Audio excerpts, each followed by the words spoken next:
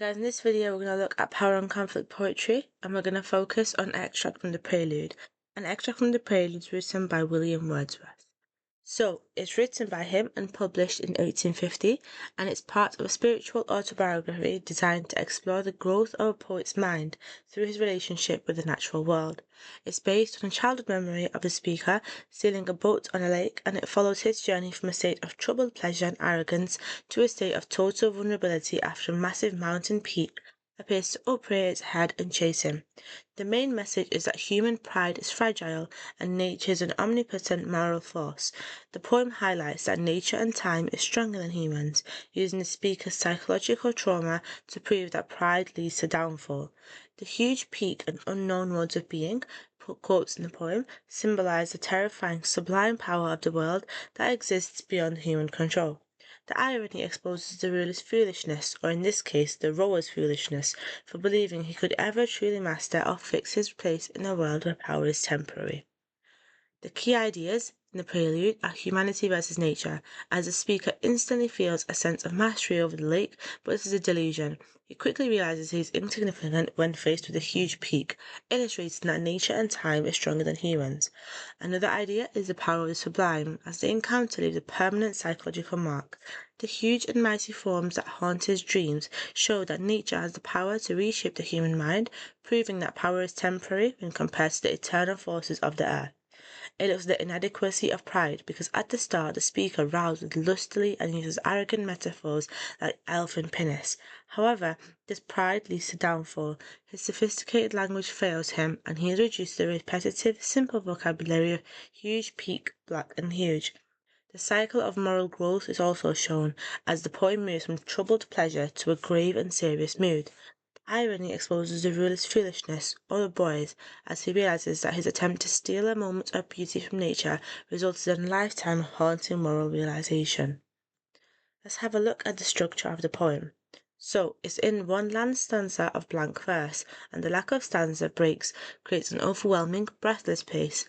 This reflects the speaker's mounting panic and the inescapable power of the mountain as it upreared its head, illustrating that nature and time is stronger than humans. It's written in unrhymed iambic pentameter, so the steady da-dum rhythm mimics the physical movement of rowing.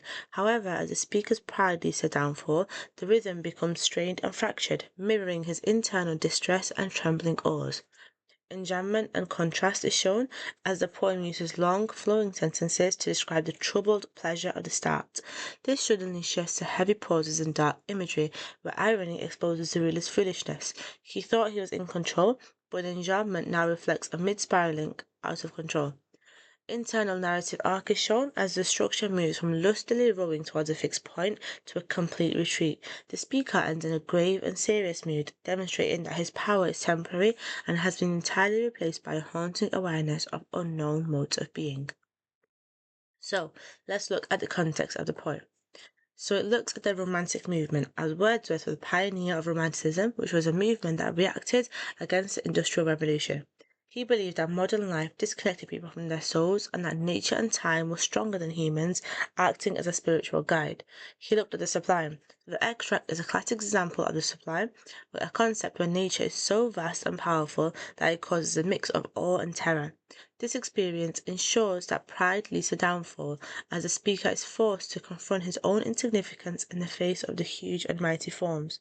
It looks at spiritual education, so Wordsworth viewed his childhood experiences as spots of time. He believed that even frightening encounters were necessary for growth. Here, the irony exposes the ruler's foolishness, which is the boy's ego, teaching him that human power is temporary and secondary to the unknown modes of being. It looks at the epic tradition, so by writing the Prelude in blank verse, which was traditionally used for grand tales of gods and kings, Wordsworth elevated the ordinary experience of a boy on a lake to something heroic. This suggests that all the internal battle with one's conscience and nature is the most epic struggle of all. Let's have a look at the actual poem now. So here's the poem. You're more than welcome to pause the video, have a little read, and then press play again when you want to continue. Let's do a line-by-line analysis.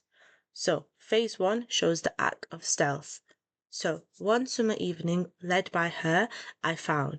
This is personification, as her refers to nature, and it suggests nature as an active force with a will, leading the boy into a trap.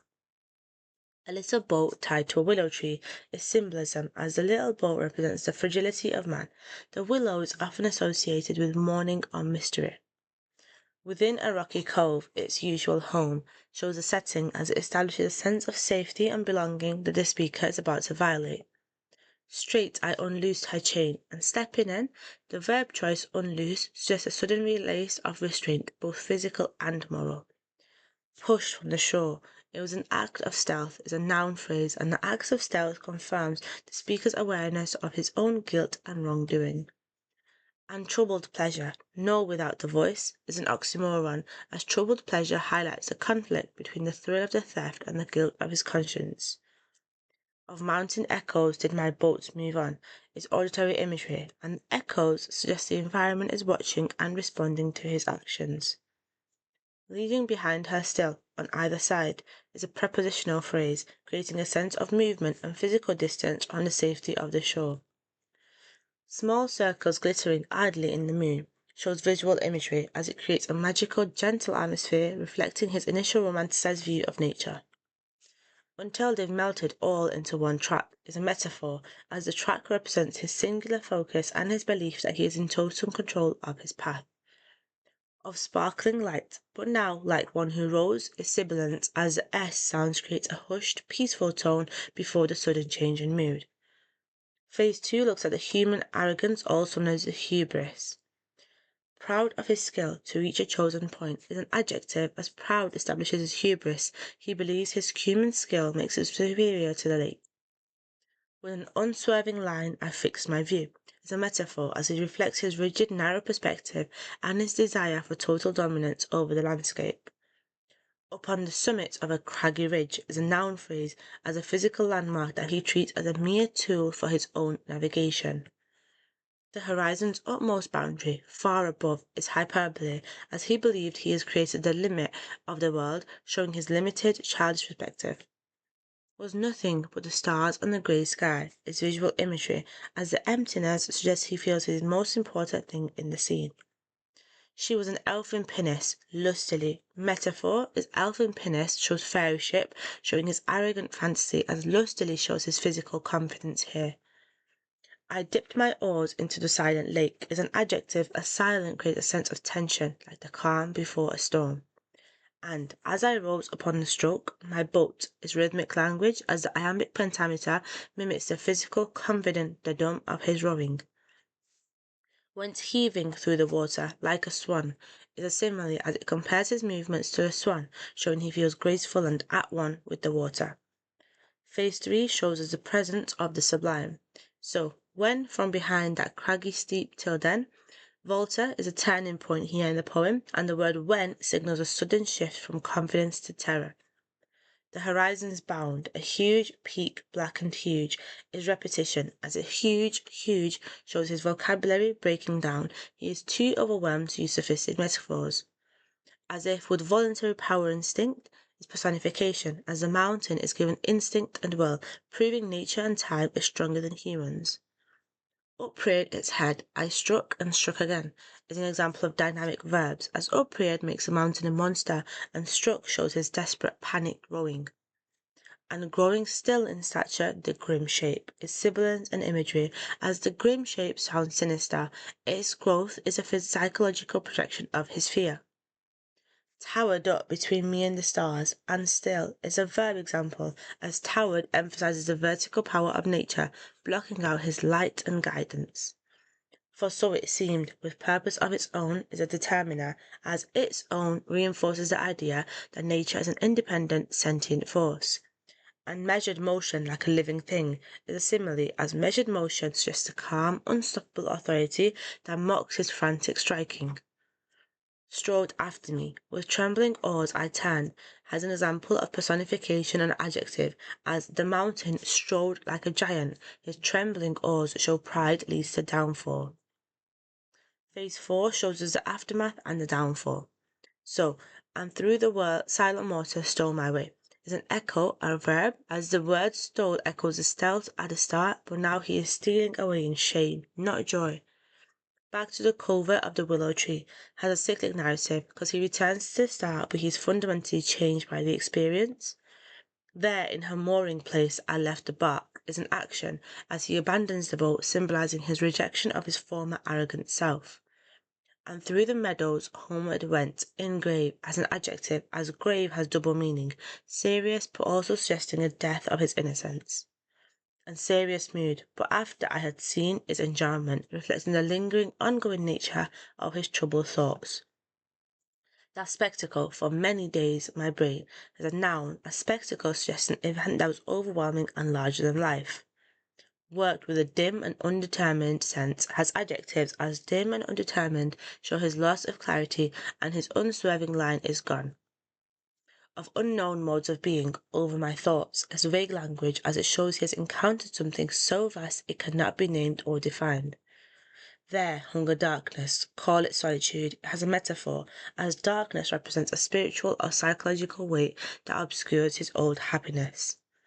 Or blank desertion, no familiar shapes, has a noun phrase, as blank desertion suggests he feels abandoned by the comfortable world he once knew. Remained, no pleasant images of trees, has negative phrasing, and no emphasizes the loss of his romanticized view of nature. Of sea or sky, no colours of green fields, has a list as it shows that his entire perception of the world has been drained of colour and joy. But huge and mighty forms that do not live has contrast as it compares the mighty eternal forms of nature to the puny lives of humans. Like living men, move slowly through the mind is a simile and adverb as slowly suggests the eternal, patient power of nature that outlasts human life. By day, I'm more trouble to my dreams, has an ending note as it leaves the reader with trouble, proving that the encounter with the sublime is a permanent scar for the individual here. Let's have a look then at doing a section by section analysis. So, lines 1 to 12 demonstrate the act of stealth, and what happens here is that under the influence of nature, also known as her, the young speaker steals a boat from a willow tree at night. He rows away from the shore, feeling a mix of guilt and excitement. The effect of this is that the troubled pleasure establishes an immediate moral conflict. The magical imagery of sparkling light shows the speaker's initial, naive view of nature as a beautiful playground. He feels like he is the lead character in a romantic movement, unaware that nature is actually leading him. The techniques to highlight a personification, oxymoron, and visual imagery here. Lines 17 to 20 just show us the arrogant power, and what happens here is the speaker rows lustily, proud of his physical strength and rowing technique. He fixes his eyes on a craggy ridge, feeling completely in control of his path and environment. And this section highlights human arrogance, also known as hubris, by calling the boat an elfin pinnace and comparing his movement to a swan. He romanticizes his own power, and he believes that he's mastered nature, but the irony exposes the ruler's foolishness, as his pride is actually a delusion. Main points to highlight here are the metaphor, simile, and hubristic tone. Lines 21 to 32 shows the presence of the sublime.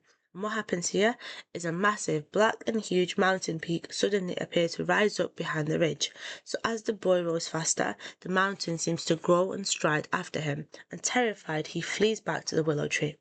The effect of this is that this is a volta, also known as a turning point, and the mountain represents the sublime, which is a nature's ability to be both beautiful and terrifying.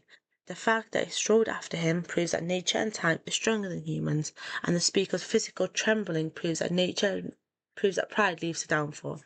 Techniques to highlight are repetition, personification, and dynamic verbs. Lines 33 to 44 show the psychological aftermath.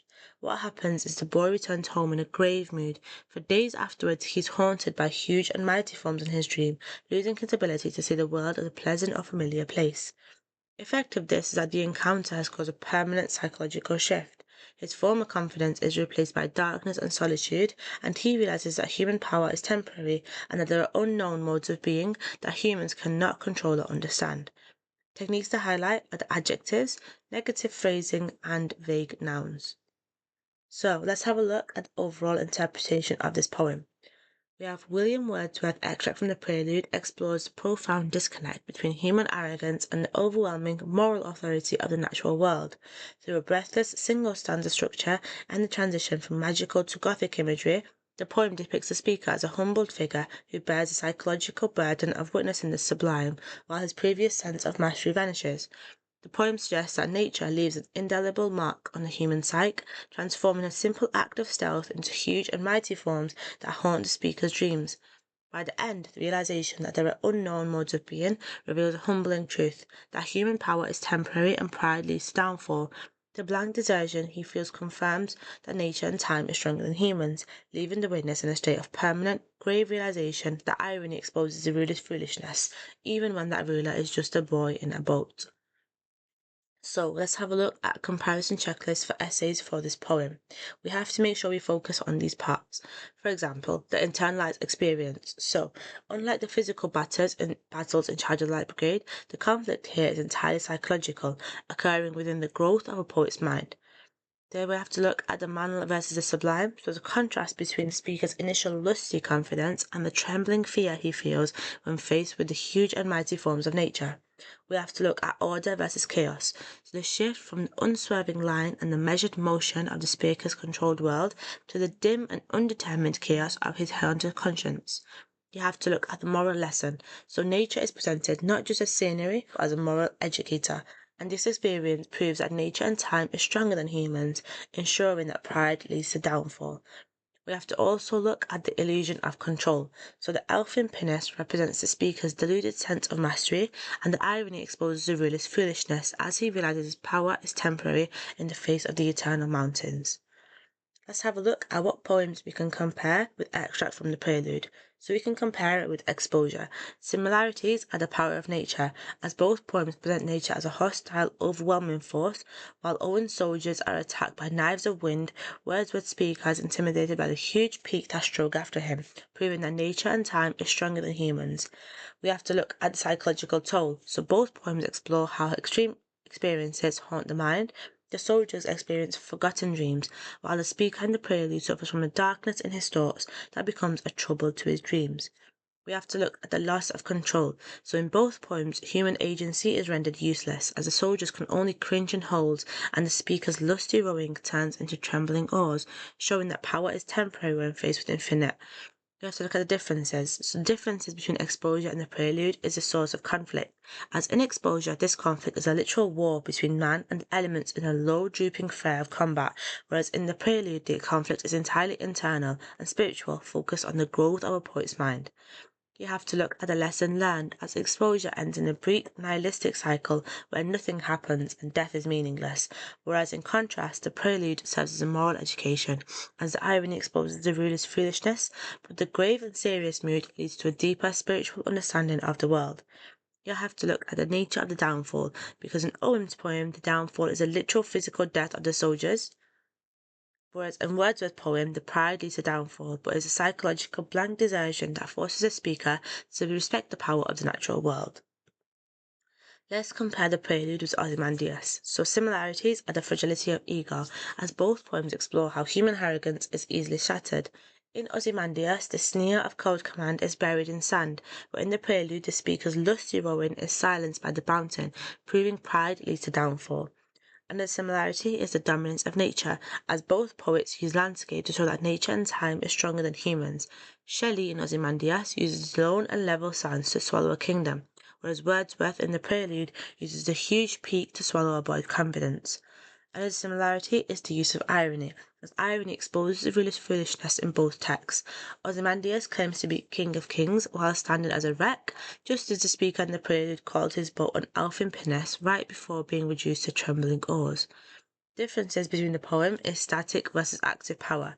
In Ozymandias, nature's power is passive and slow, eroding the statue over centuries, but in the Prelude, nature is an active, living thing that upraised its head and strode after the speaker to deliver an immediate moral lesson.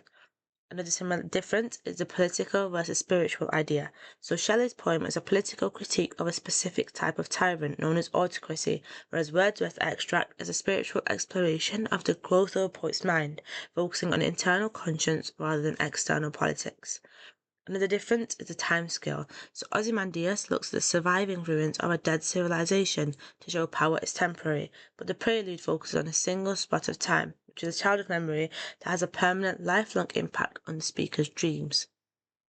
Let's have a look at some key quotes to revise the extract from the Prelude. So these are the key quotes here. We have "it was an act of stealth and troubled pleasure," which is an oxymoron revealing the speaker's initial guilt and the conflict between his desire for adventure and his moral conscience. "She was an elfin pinnace. Lustily I dipped my oars," which is a metaphor and an adverb, as elfin pinnace shows his arrogant fairy tale delusion of power, whilst lustily emphasizes his youthful hubris. A huge peak, black and huge, upreared its head, which is repetition and personification, and the simple vocabulary shows his shock as nature transforms into a monstrous living predator, proving nature and time is stronger than humans.